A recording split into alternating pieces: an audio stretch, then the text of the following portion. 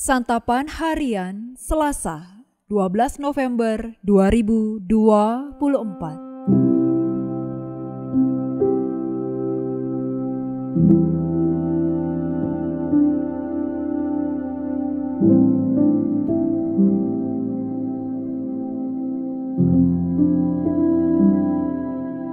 Inilah program Santapan Harian, sebuah program yang mengajak Anda menelusuri isi Alkitab, agar Anda menemukan makna firman Tuhan sesuai dengan konteksnya.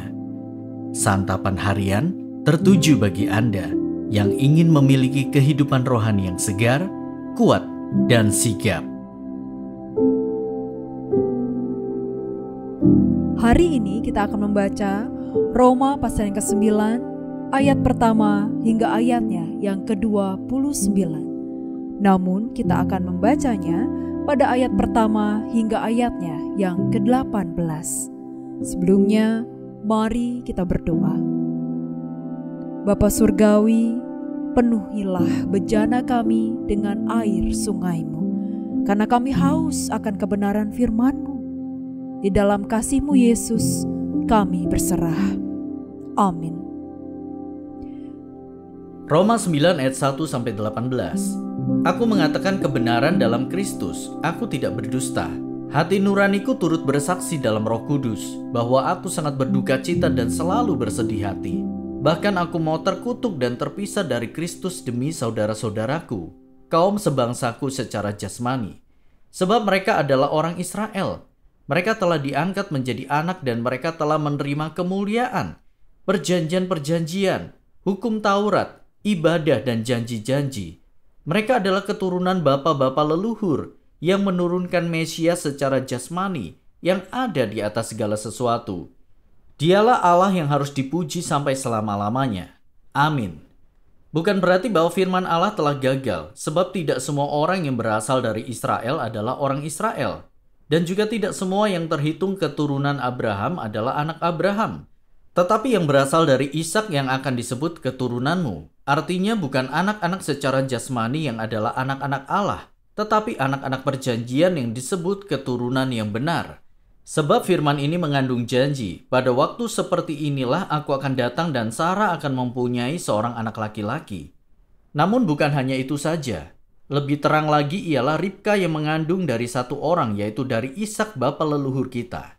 Sebab waktu anak-anak itu belum dilahirkan dan belum melakukan yang baik atau yang jahat, supaya rencana Allah tentang pemilihannya diteguhkan bukan berdasarkan perbuatan, tetapi berdasarkan panggilannya. Dikatakan kepada Ribka, anak yang tua akan menjadi hamba anak yang muda. Seperti tertulis, Yakub kukasihi, Esau kubenci. Jika demikian, apa yang hendak kita katakan? Apakah Allah tidak adil? Mustahil, sebab ia berfirman kepada Musa, aku akan menaruh belas kasihan kepada siapa aku mau menaruh belas kasihan. Dan aku akan bermurah hati kepada siapa aku mau bermurah hati. Jadi hal itu tidak tergantung pada kehendak orang atau usaha orang, tetapi kepada belas kasihan Allah.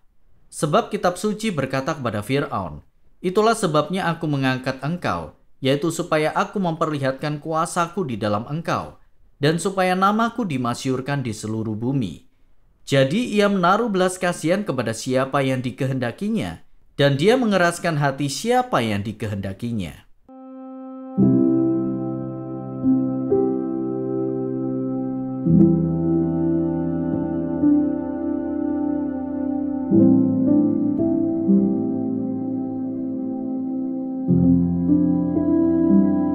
Sahabat Santapan Harian, kita kadang mendengar pepatah, kebenaran itu menyakitkan. Meski demikian, kebenaran harus tetap disampaikan agar kita tidak menyesatkan sesama. Demikian juga Paulus, meski sedih, ia tetap harus mengungkapkan kebenaran. Ia tidak menyangkal bahwa Israel diangkat menjadi anak. Namun itu bukan berarti semua orang yang adalah keturunan Israel secara otomatis menjadi anak-anak Allah. Sebab yang disebut anak-anak Allah bukanlah sekadar keturunan secara jasmani, melainkan anak-anak perjanjian. Kebenarannya adalah tidak semua orang Israel menerima janji keselamatan dari Allah. Paulus menegaskan bahwa Allah berhak atas hidup manusia yang adalah ciptaannya.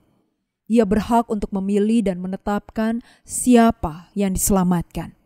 Itu bukan berdasarkan keturunan, suku, atau bangsa tertentu. Bukan pula karena usaha yang dilakukan manusia, melainkan oleh karena kedaulatan dan belas kasih-Nya sebagai Allah. Oleh karena itu, semua orang dari segala bangsa memiliki kesempatan yang sama untuk dipilih dan ditetapkan oleh Allah untuk menerima janji keselamatannya. Dia adalah Allah. Ia berhak untuk memilih dan menetapkan semua hal di dunia ini, termasuk umat pilihannya. Inilah kebenarannya. Bukan asal-usul ataupun usaha kita yang menjadi jaminan kita, melainkan anugerah Allah. Agama, suku, dan perbuatan tidaklah menyelamatkan kita. Pekerjaan, harta, dan status juga tidak bisa diandalkan untuk keselamatan kita. Bersyukurlah kepada Allah karena Ia telah menjadikan kita orang-orang pilihan-Nya. Anugerah ini haruslah kita respon dengan benar, bukan dengan kesombongan, melainkan ucapan syukur kepadanya. Ingatlah selalu, semua orang memiliki kesempatan untuk menerima keselamatan, termasuk orang-orang di sekeliling kita. Apakah mereka adalah orang pilihan Allah atau bukan? Itu bukan urusan kita.